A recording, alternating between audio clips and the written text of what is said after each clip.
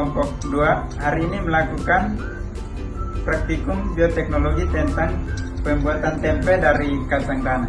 Perkenalkan, nama saya Franciscus Nule dan rekan saya. Nama saya Maria Astiana Kono. Dan saya Stephanie Alupan.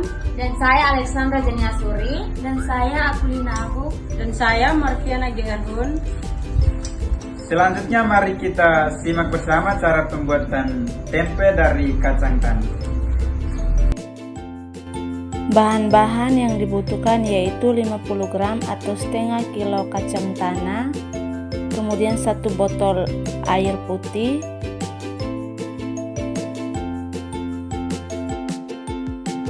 dua sendok makan ragi tempe,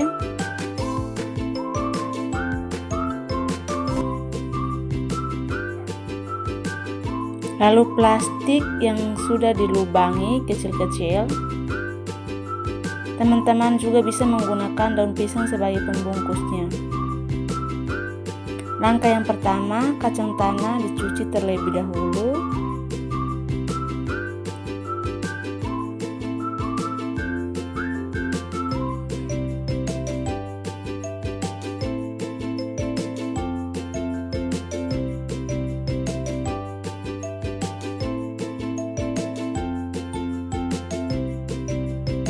Lalu dipindahkan ke wadah yang kosong, kemudian direbus dengan air sekitar 1 liter.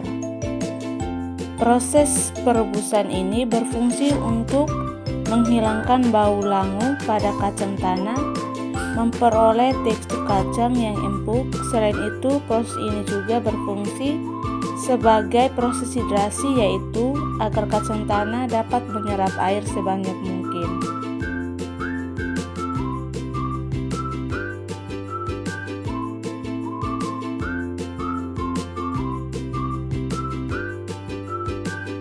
Setelah 30 menit, kacang tanah diangkat.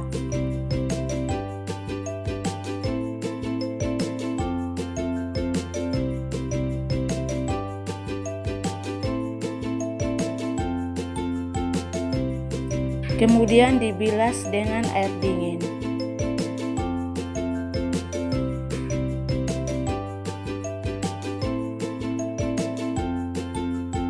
Setelah itu dipindahkan ke wadah.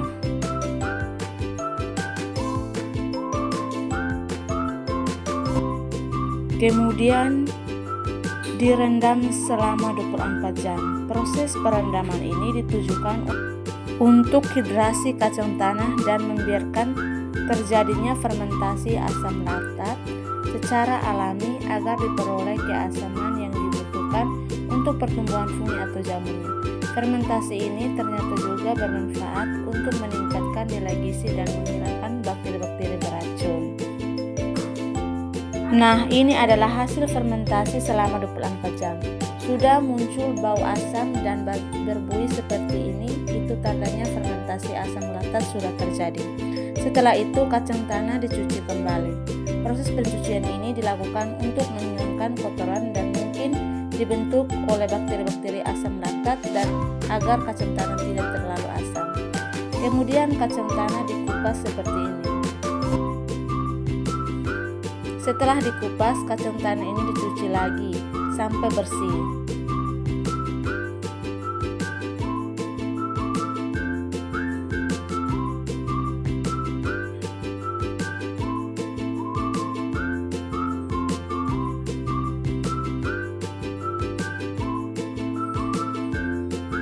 Kacang tanah kemudian ditiriskan.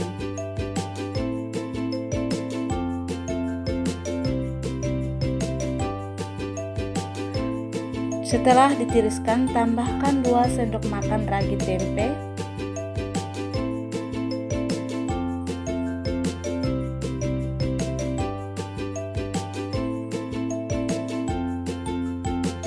lalu diaduk agar ragi tempe tercampur merata.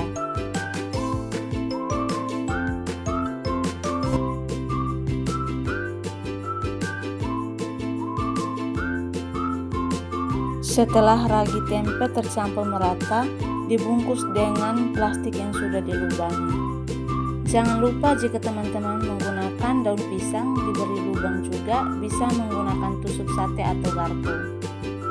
Tempe yang sudah dibungkus setelah ini disimpan di tempat yang kering. Lama pembentukan tempe ini tergantung suhu di tempat kalian masing-masing. Semakin tinggi suhunya, maka pembentukan tempe semakin cepat. Hari pertama, Sabtu 30 Mei 2026, kacang tanah masih terpisah, belum ada serat putih, tampilan dan bau masih seperti kacang rebus. Ragi baru mulai tumbuh, suhu sedikit hangat. Lanjutan hari kedua, Minggu 31 Mei, ini kami melihat adanya perbedaan perkembangan. Nampan 1-2 plastik kacang tanah sudah terbentuk menjadi tempe. Miselium atau jamur putih dari ragi sudah tumbuh lebat, saling mengikat kacang tanah dengan rapat, dan teksturnya sudah memadat menjadi tempe. Namun nampan 1 plastik kacang tanah sudah terbentuk tempe, namun 1 belum terbentuk tempe. Jamur putih belum tumbuh merata dan biji kacang tanah masih terpisah atau belum terikat dengan kuat.